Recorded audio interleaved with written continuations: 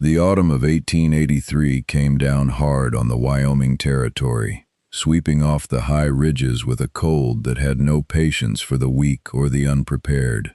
Frost clung to the window glass before October was half done, and the cottonwoods along Bitter Creek shed their gold in a single gust, as though the land itself was stripping down for a long trial. Into this chill, Cora Halstead stepped from the eastbound stage onto the main road of Harlow Flats, Wyoming, carrying a canvas bag that held everything she owned: 2 dresses, a small Bible, a jar of dried lavender her mother had packed before she died, and a letter she had written herself. She read it one more time before she tucked it away, because she wanted to remember exactly what she had offered and exactly what she had not. The letter had been answered by a man named Silas Holt, who ran a sheep and cattle operation 6 miles east of town. His reply had been 4 sentences long.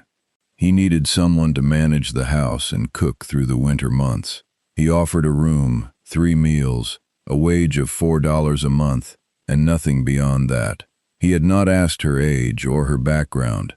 He had asked only one question: can you work from first light to last? She had written back yes, and she had meant it.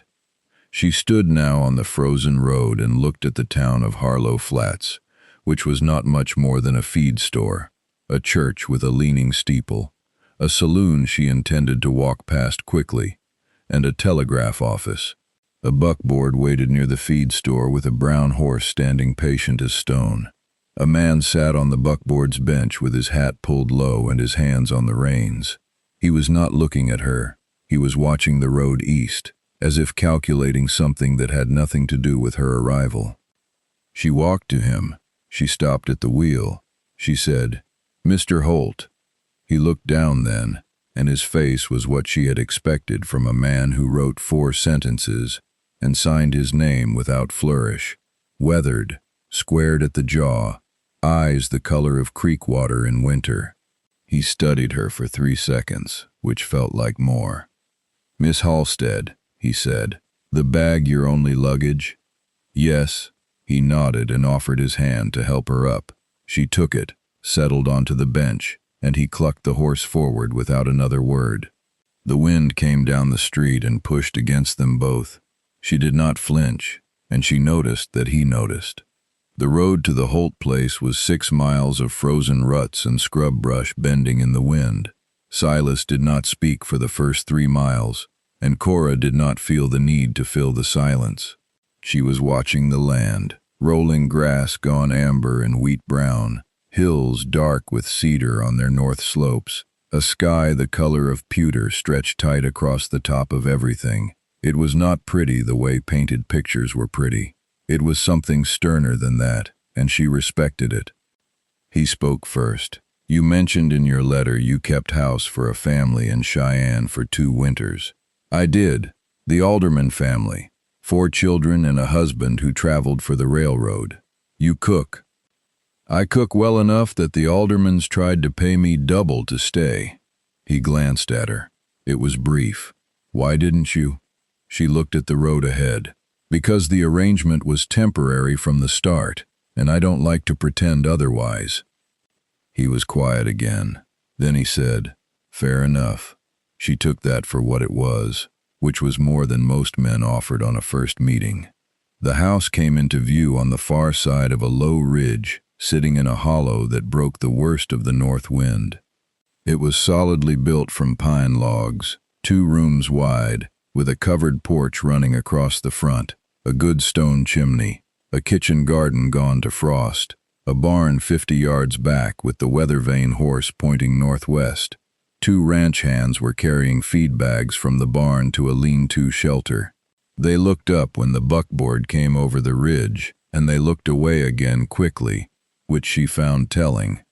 Silas set the brake and climbed down. He came around to her side. "The house has a back bedroom," he said. "Door has a latch.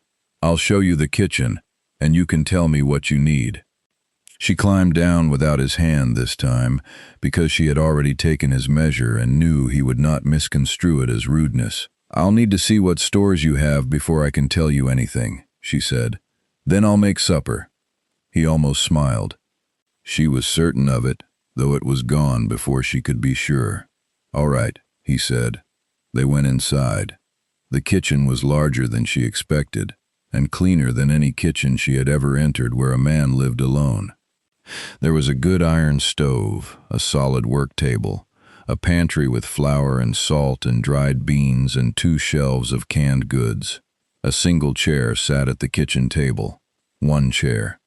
She stood in the doorway and looked at it for a moment. Then she turned to Silas, who stood behind her, watching. "We'll need a second chair," she said. He said nothing for a breath.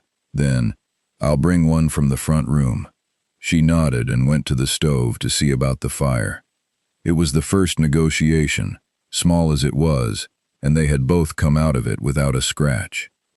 That first week was a careful geography of 2 people learning the edges of a shared space. Cora rose at 5, which was before Silas, and she had the stove going and coffee ready by the time she heard his boots on the plank floor. She did not wait for him at the table.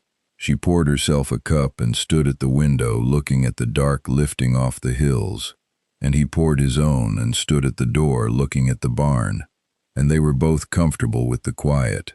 That in itself was something. She cooked.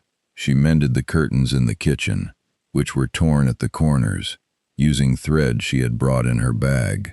She found the broom and swept the front room, where the plank floor had a good 6 weeks of accumulated dust. She found, behind the stove, a crock of dried herbs tied into small bundles, lavender and sage and something she couldn't name, dry and brittle from a long time forgotten.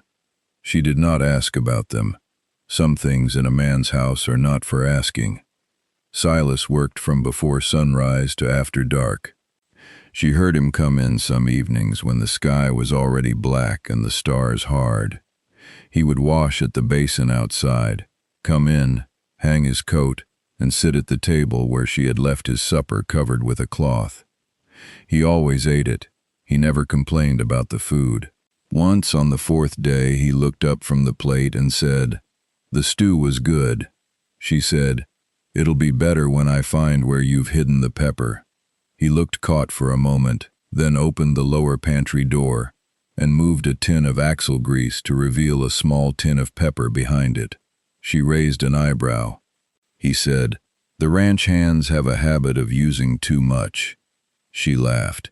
It surprised them both. The town of Harlow Flats had something to say about the arrangement, as small towns always do. Cora discovered this on her first trip to the feed store for supplies. The storekeeper, a broad woman named Mrs. Pendle, looked at Cora's list and then looked at Cora and said, "You're the woman working out at Holt's place, then." It was not a question. "I am," Cora said. "On your own? No family?" "I travel light." Mrs. Pendle's expression said several things that her mouth did not. Cora met her gaze and kept it there until the woman began filling the order. On her way out, Cora heard Mrs. Pendle say something low to the woman behind her in line, and she caught only the tail of it. Girl like that, all alone out there with a man. She kept walking. She had not come to Wyoming to win anyone's approval, and she was not going to start chasing it now. She told Silas about it that evening, not because she needed comfort, but because she thought he ought to know what people were saying. She said it plainly, standing at the stove. He was quiet for a moment. Then he said, "People will say what they'll say. You've done nothing wrong." "I know that," she said. "So do I," he said. And the way he said it, flat and certain, made it feel like something more than words. It felt like a wall going up around both of them, the kind that keeps weather out. November came in behind October like a man who had been waiting outside the door. The temperature dropped below freezing and stayed there. The well water developed a skin of ice by morning, and the chimney needed feeding through the night. Silas started banking the fire before he went to bed, which meant he was staying up later. and Cora found herself staying up too, sitting at the kitchen table with her mending or her reading, and they fell into a habit of an hour's silence in the same room that was different from the silence of strangers. It was the silence of two people who were not required to fill the air, and had discovered this was a rarer thing than it ought to be. He asked her once, on a cold Tuesday, what she had done before the alderman's. She told him her mother had been sick, and she had stayed home to nurse her through 2 years of it, and then her mother died, and there was no reason to stay in Kansas anymore, so she had gone to Cheyenne and hired on with the aldermans. He listened without interrupting. When she finished, he said, "That was a long time to be carrying that." She looked at him. "Yes," she said, "it was." He did not say he was sorry, or tell her she had been brave, and she was grateful for it. She had heard enough of those words to know they were mostly for the speaker's comfort. She asked him on a different night about the dried herb bundles behind the stove. She had not meant to ask, but the question came out anyway, the way questions do when a room has been warm long enough. He was quiet for so long she thought he would not answer. Then he said, "My wife had a habit of tying herbs, said it kept the kitchen from smelling like work." He looked at the fire. "She passed 4 years ago, fever." "I'm sorry," Cora said, and meant it, though she knew how little the words did. "She was a good woman," he said. That was all, and it was everything. They sat a while longer, and outside, the wind ran itself against the north wall of the house and found no way through. December brought with it more than weather. A man named Orville Cade, who ran the Wyoming Land and Cattle Cooperative out of Laramie, had been sending letters to landholders across the territory, offering to buy their grazing rights. The letters were polite, and the offers were below fair value, and the men who had been in the territory long enough knew what that meant. 3 ranchers north of Harlow Flats had already signed, 2 under some kind of pressure that no one could name precisely, but everyone understood. Silas had received 2 letters and not answered either. The 3rd came on a Wednesday in early December, and this time there was a man behind it. He arrived at the front of the Holt property just before noon, in a good black coat and a wagon that was too clean for a working man, and he knocked at the door while Cora was making bread. She opened the door. He was soft-featured and smiling with his hat in both hands, the way men smile when they want something from you. "Ma'am, is Mr. Holt available?" "He's working," she said. "I'm happy to wait." She looked at him. "What's the nature of your business?" He blinked. He had not expected to be questioned by a woman. "It's a land matter. I represent the cooperative. Then I can tell you what Mr. Holt has already told you by not answering your letters, which is that he is not interested in selling his grazing rights." The man's smile stayed in place, but it went elsewhere in the eyes. "I think that's a conversation best held between men, ma'am." "I think," Cora said, "you ought to leave before the wind picks up." She glanced at the sky, which was in fact beginning to stack dark clouds from the northwest. "It's going to be a bad afternoon for travel." He stood a moment, recalculating. Then he put his hat back on. "I'll come back when Mr. Holt is available." "He'll say the same thing I said," Cora told him, and closed the door. She stood in the kitchen and listened to his wagon pull away, and she was aware that her heart was going faster than it should, and she was equally aware that she did not regret a word. Silas came in for dinner at noon, and she told him what had happened. She told it plainly, who had come, what he had said, what she had said. She did not editorialize. She watched his face while she spoke. When she finished, he looked at her for a long time. "You told him I wasn't interested," he said. "I told him what was true." He looked at the table. There was something moving behind his eyes that she could not name yet. "I've got to deal with Cade proper," he said. "He won't stop with a woman turning him from the door." "No," she said, "but he'll know now that you're not alone out here." That stopped him. He looked at her again. "That's a particular kind of thinking," he said. I'm a particular kind of person, she said, and turned back to the bread. Later that week, Silas rode into Harlow Flats and spoke to the county land assessor and then to 2 other ranchers who were holding out against Cade's pressure. He came home that evening with a directness in his step that had not been there before, and told Cora they were organizing a letter to the territorial governor's land office. 3 ranches presenting a united case against the cooperative's methods. She had made a pot of bean soup. She set a bowl in front of him and sat down with her own. "You'll win," she said. "You don't know that." "No," she admitted, "but I know that 3 ranchers holding together are harder to push over than 1, and I know you're not a man who quits." He looked at the soup, then at her. "How do you know that? You've known me 2 months. She picked up her spoon. "A quitter doesn't keep dried herbs behind the stove for 4 years, she said. The silence that followed was the longest kind, the kind that has to settle before it means anything.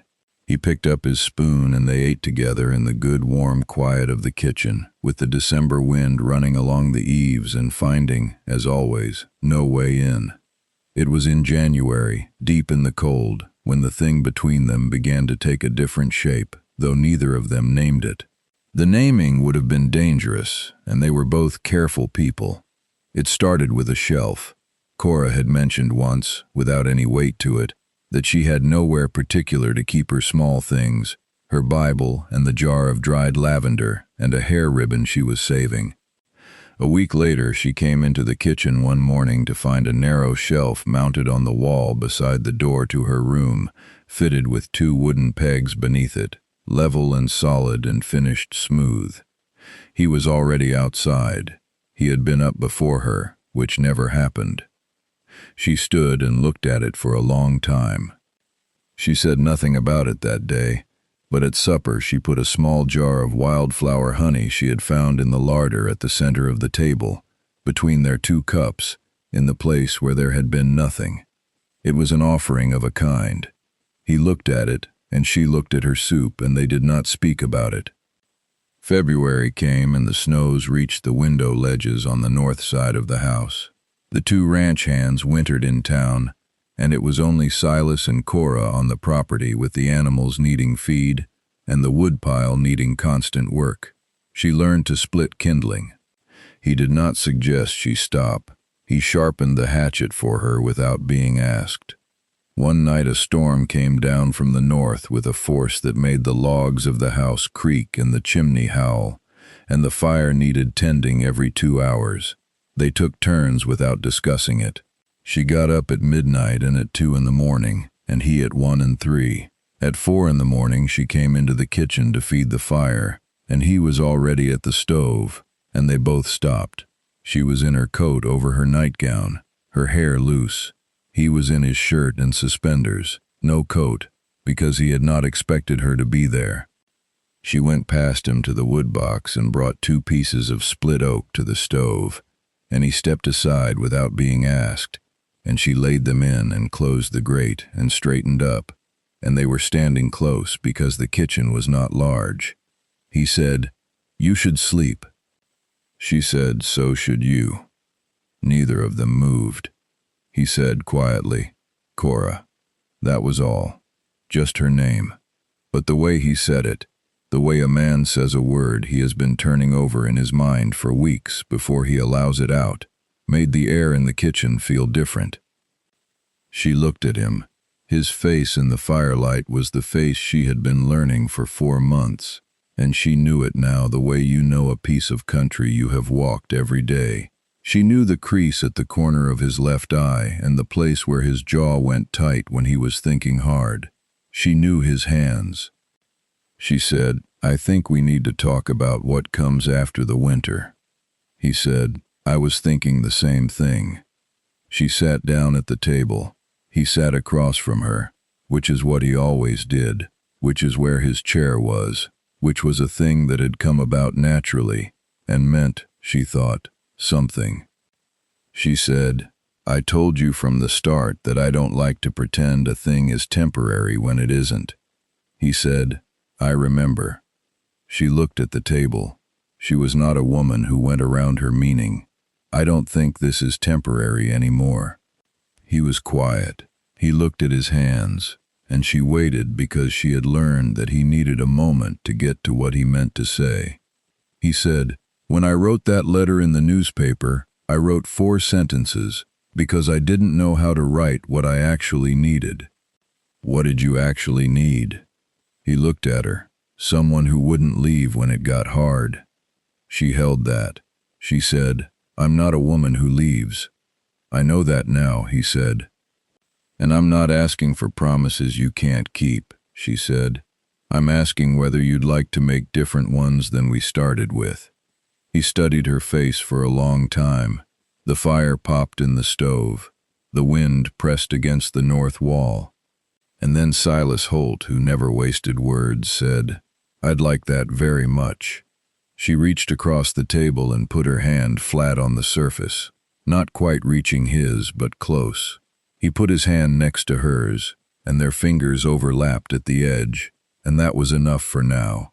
It was the beginning of a different agreement, written in no letter, signed with nothing but the fact of 2 people sitting at the same table in the same warm kitchen, while the storm tried to undo the world outside and failed.